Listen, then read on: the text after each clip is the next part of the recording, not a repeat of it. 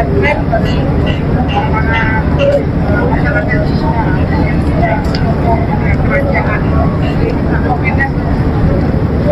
saya, yang penting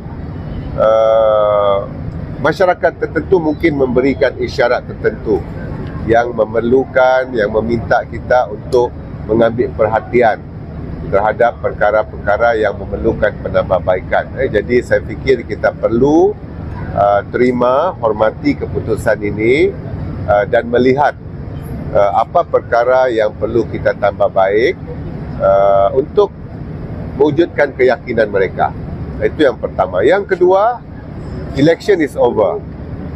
Sekarang kerajaan telah terbentuk dan teras kepada kerajaan Sabah sekarang adalah GRS.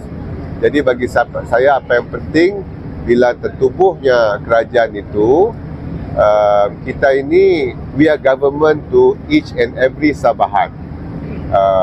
We are not government to merely to those who have voted for us.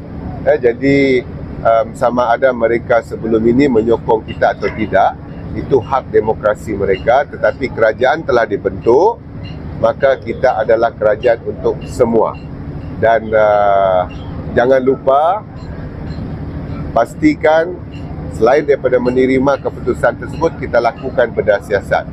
Dan apa isu-isu yang perlu kita tambah baik, khususnya termasuklah untuk masyarakat kaum Cina ini. Saya fikir mereka ada perkara-perkara yang ingin disampaikan yang meminta kita untuk membuat penambahbaikan. Jadi di peringkat GRS kita sedang melaksanakan perkara tersebut, dan apa pun paling penting, saya GRS, but saya dalam federal government, saya mengharapkan yang paling penting selain daripada postmortem diteruskan untuk mengenal pasti apa isu-isunya, selain daripada kita menunaikan manifesto kita dalam pilihan raya, paling penting manifesto itu komitmen kita terjemahkan kepada hala tuju kerajaan negeri.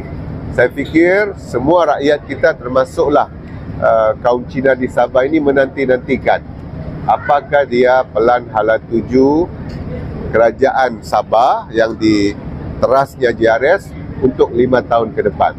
Kita telah sebutkan bahawa bermula 2026 ini akan ada pelan hala tuju SMJ 2.0. Jadi election is over, tidak boleh honeymoon lama, tak lama lagi, kurang daripada 2 minggu tahun baru.